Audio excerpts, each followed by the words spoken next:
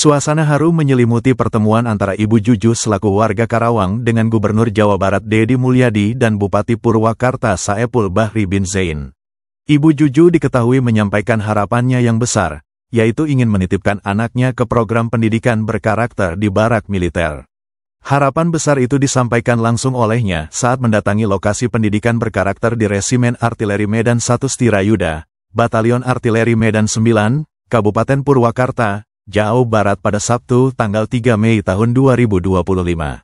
Diketahui, program barak pendidikan karakter ini merupakan inisiatif Gubernur Deddy Mulyadi yang menyasar anak-anak dan remaja yang memerlukan bimbingan disiplin dan nilai-nilai moral yang kuat. Juju menyebut bahwa anaknya yang kini sudah memasuki kategori dewasa, yaitu 20 tahun, kerap melakukan sejumlah kenakalan, seperti mengkonsumsi obat-obatan terlarang. Juju juga menyebutkan bahwa dirinya sudah melakukan berbagai upaya agar anaknya bisa berubah menjadi lebih baik. Meski saat ini belum ada program untuk orang dewasa, ia berharap pemerintah bisa segera mengadakan program pendidikan berkarakter serupa seperti yang saat ini dijalani oleh para pelajar. Sementara itu, Gubernur Jawa Barat, Deddy Mulyadi mengatakan bahwa pihaknya segera mempersiapkan program pendidikan berkarakter untuk orang dewasa. Dari mana? Di Kopo. Tujuannya apa? Kebetulan saudara ini. Kenapa? Ya beliau memang dari Pangulah. Pangulah Karawang. Ya. Di Kampek. Kenapa? Sekarang sekolah. Udah keluar Pak, baru tahu. Udah keluar. Nanti dipisah ya. Ini untuk anak-anak SMP. Nanti ada khusus anak SMA dan nanti ada khusus dewasa. Ya. Jadi tidak boleh dicampur. Ya. Nanti saya siapkan programnya. Bu ya. Oke. Ya. Sabar dulu Bu ya. Sabar dulu. Ya. Nanti dipisah. Ibu emang anaknya kenapa ingin dititipkan ke sini, Bu? Ya karena dia kenakalan remajanya gitu. Udah capek gitu ya. Namanya orang tua kan nggak boleh capek emang ya. Tapi udah ke dokter ya? Udah ke dokter, udah ke mana-mana, ke kiai apa diobatin. Cuman anggur masih kayak gitu. Barangkali dididik di sini ya bisa berubah gitu. Emang kenakalannya apa yang dilakukan itu, Bu? Dia suka minum eksimer gitu. Oke. Terlanjur Pak. Usia berapa Bu sekarang? Sekarang usia 20. Mau 20 tahun. Sekolahnya di mana? Sekolahnya udah lulus. Dari Muhammadiyah MD2.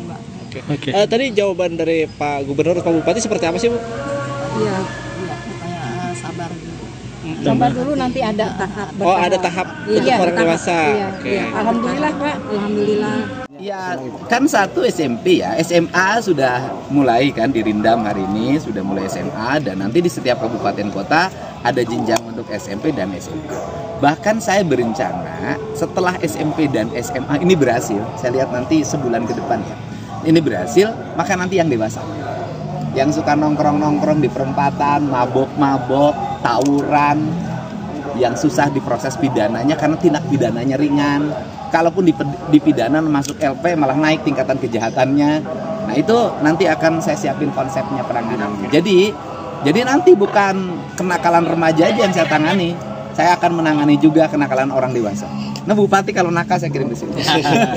Kabupaten kota mana aja Pak yang sudah berjalan hingga saat ini Pak? Jalan kan di Bandung dirindam sudah jalan. Nah kemudian di Kota Bekasi persiapan hari Senin jalan. Sumedang itu persiapan hari Kamis jalan, kemana sudah telepon. Kabupaten Bandung Barat, Cianjur sudah siap, udah telepon bupatinya. Hampir semua kabupaten kota kayaknya sudah siap.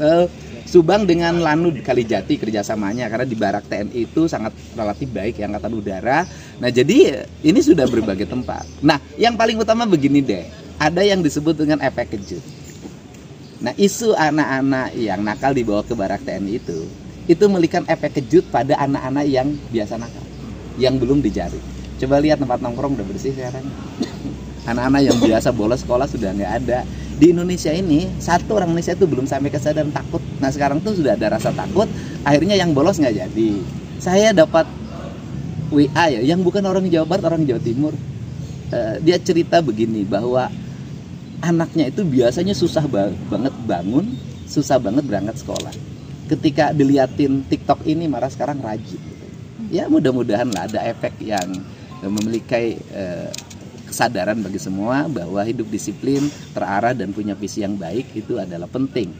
Nah, nanti saya juga akan mengarahkan anak-anak SMA yang kelas 3 yang baik-baik, yang punya orientasi kerja. Itu kan saya mau bikin pelatihan pekerjaan ya. Nanti misalnya mereka ke industri, misalnya di BYD. Itu kan diperlukan orang-orang yang sigap, terampil, visioner. Nah, nanti mereka itu akan saya siapin untuk mengikuti pelatihan-pelatihan pola militer sebelum masuk ke jenjang industri. Kang Dedi, ini kan pelatihan selama 2 pekan ya? Enggak, nanti saya mau kita tambah. Oke. Tapi kan emang rencana 6 bulan, minimal 6 bulan paling maksimal. Sebenarnya tergantung perkembangan anak. Oke. Kalau anaknya mengalami pertumbuhan dan perkembangan baik, 1 bulan bisa pulang. 2 bulan bisa pulang. Tergantung pertumbuhannya, kan kuliah tergantung juga kemampuannya. Gitu. Tapi yang saya khawatirkan cuma satu, mereka nggak mau pulang. Betah, makannya enak, katanya hidupnya teratur, kan gitu. Ada review seperti itu dari peserta didik? Lihat aja, kemungkinan begitu terjadi. Kayak gini deh, kita ini ngalamin. Kita pernah kemah waktu muda. Waktu pertama masuk tenda, nangis. Karena nggak ditinggalin sama bapak, ibu yang ngantar. Saya kan ngalamin waktu SD, SMP. Kemudian waktu SMA kelas 1 saya kos di tempat lain. Waktu diantarin ibu saya nangis. Malamnya nggak bisa tidur, 3 hari. Tapi setelah sebulan nggak mau pulang karena betah di tempat kos. Ya biasalah hidup gitu.